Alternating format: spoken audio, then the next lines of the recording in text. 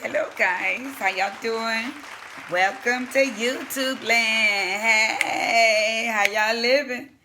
How y'all doing out there this evening? Yes, this evening. I normally try to get me some shit going on while I'm driving. Y'all, but sometimes, when I got that top down, it's hard for you guys to hear me. And when I stick them plugs in, it take away from my quality of my hearing. So I'm finna spill a little tea. And before we kick this shit off, I just want y'all to know when Katt Williams was over there showing out in ATL, punching motherfuckers in their face. Because they call him the N-word, He said he did what any player would have done. Y'all, 5 girls have retained a lawyer. And they say Katt Williams pulled a gun on them. Undoubtedly, his story is totally different from their story. They retained a lawyer. So, Katt Daddy. What's the tea, Katt Daddy? We'll see you in court, Katt Williams. It just seems like you just can't stay out of trouble. We laughing at your ass, but we might need to get you some motherfucking help, my nigga. You know what I mean? And we want to give a RIP. Our prayers and condolences go out to Bankroll Fresh. I guess he was shot and killed last night, Friday night, at a recording studio. His name is Trentavious White. He's 28 years old. He's a predominantly well-known rapper. A lot of his videos are over there on World Star. He's known for Hot Boys. He was on 2 Chainz label. And there was over 50 shell casings found throughout the studio, whatever, and around. I guess he was rushed to the hospital and he later on died. But undoubtedly somebody wanted him dead. They shot at his ass 50 damn times, Something in the water ain't clean. And y'all, OJ motherfucking Simpson. I think the fact that they have this mini-series going on with OJ, the state against OJ Simpson, all of a sudden, this knife has been found, was found on his property. Over 15 years ago, a construction worker found a knife, supposedly gave it to an off-duty retired cop that was working a movie shoot. He said the off-duty cop claimed he called the LAPD. They said they wasn't interested. 15 years ago, now all of a sudden they want the knife and they want to check into it. Something in the water ain't clean. Something in the motherfucking water ain't clean. I'm not believing that.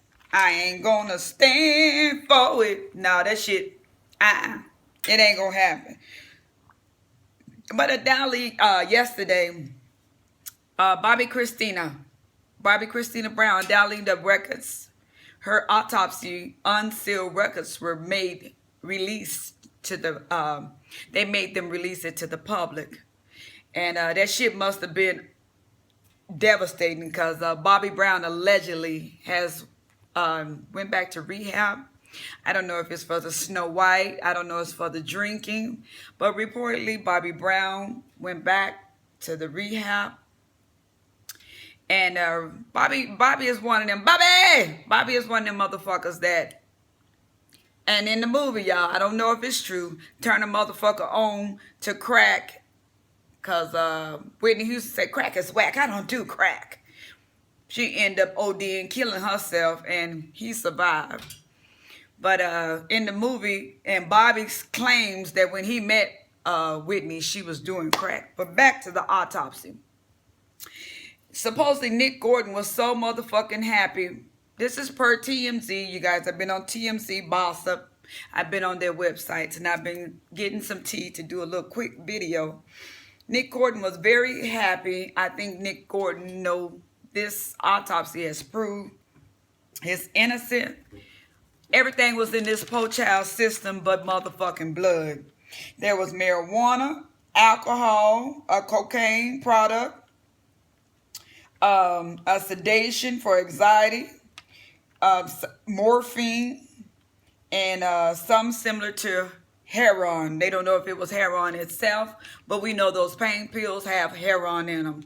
So we know that she was supposedly getting pain pills Because I remember one time she was in California and she wanted to see a doctor. That's basically what's going on. A lot of people are crushing these pain pills, snorting them, freebasing them, and everything. So, you know, it's sad, people who really need pain medication for something that's going on in their life. And it's hard for us to get our medications because you got crackheads and heroin addicts using the shit to get high, and it's legal. So why go to the motherfucking corner drug dealer and get motherfucking heroin and crack when you can go to your doctor and say your tooth hurt, your back hurt, your neck hurt, your ass, my neck, my back, my ass, and my crack. You can go in there and tell them everything hurt, and they write you a prescription.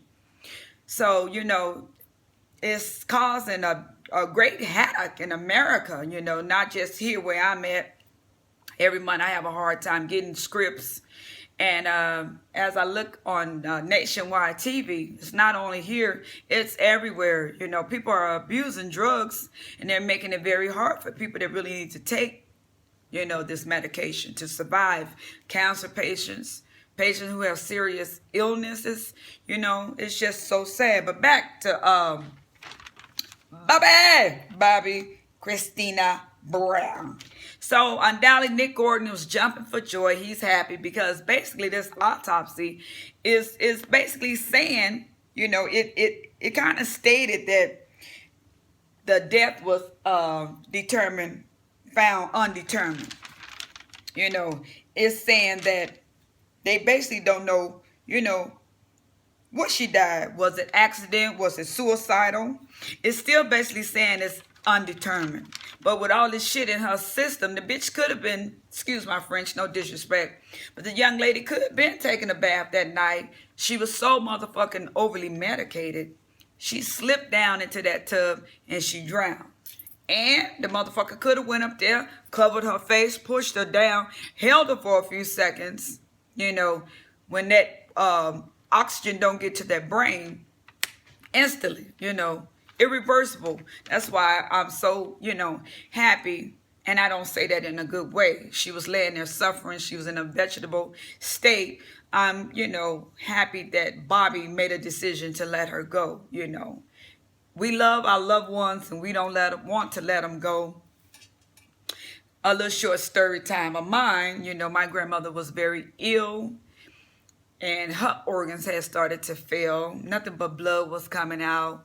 She was holding on, and she wasn't responding to anyone, but she wouldn't let go. She was in hospice. One of the nurses was like, you know what? When you went in there, she reached for you. She grabbed for you. And they told me, you know, will you go in there and tell her it's okay? And I started crying, like, what do you mean it's okay? It's not okay to tell my grandmama to die. You know, that's like my mama. I'm not finna tell my grandmama it's okay. And they said, you know, look. Blood was coming out in the catheter, and she was just laying there looking up, you know. And I know she made her peace with God. And they were saying, you're being selfish. Go in there, let her know it's okay. So, you know, as hard as it was, I went in there and I told Granny, I said, you know, it's okay. You know, we're going to be all right. I'm going to look out for Miss, you know, my mother, which was her baby girl. And she had grabbed my arm where she wasn't responding to anyone. And when I told her it was okay and I would look after my mother, she let go. And when I came out that room, I was just bawling. I was crying. I was like, you know, why y'all did that? You know, my granny gonna die. My granny gonna die. And I just felt in my heart. I knew she was gonna die that night. And I called my mother because I had just gotten off of work and had went over there to where she was at. And I called my mother, mama, she gonna die tonight. She gonna die tonight. My mother was like, you know, I don't want to hear that. Don't tell me that. And she did. She died that night. Rest in peace, you know. But she's in a better place.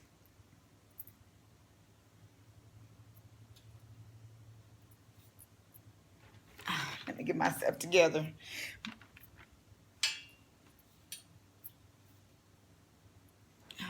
But you guys, that's it. And I minded my business, and I'm minding somebody else's. And we need to pray for Bankroll and his family and their condolences.